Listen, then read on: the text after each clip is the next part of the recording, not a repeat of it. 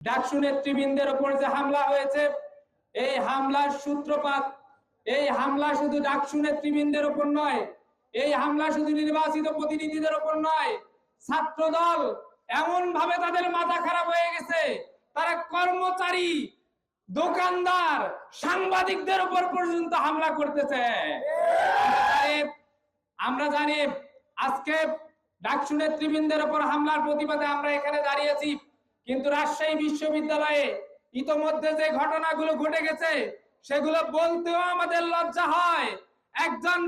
একজন দোকানদারকে মাত্র 50 টাকার জন্য রাজশাহী বিশ্ববিদ্যালয়ের ছাত্র দলের একজন নেতা মেরে দেখিয়ে দিয়েছে রাজশাহী বিশ্ববিদ্যালয়ের ছাত্র দল শুধু নয়, পুরো ছাত্র দল বাংলাদেশের রাজনীতিতে আবার ফ্যাসিবাদ কায়েম করতে চায়।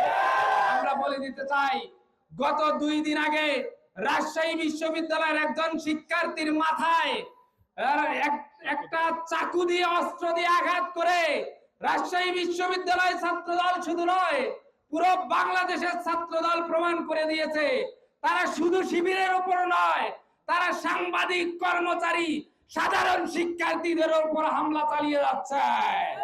আমরা বলে দিতে চাই, প্রধানমন্ত্রী তারেক রহমানকে বলে দিতে চাই, আপনি যদি আপনার দলীয় সংগঠন বিবেচনা করে এসব হামলার প্রতিবাদ, এসব হামলার বিচার না করেন, তাহলে সারা দেশের ছাত্র জনতার, সাংবাদিক, কর্মচারী, দোকানদার সবাই একসাথে হয়ে আপনাদের বিরুদ্ধে লড়তে বাধ্য হবে।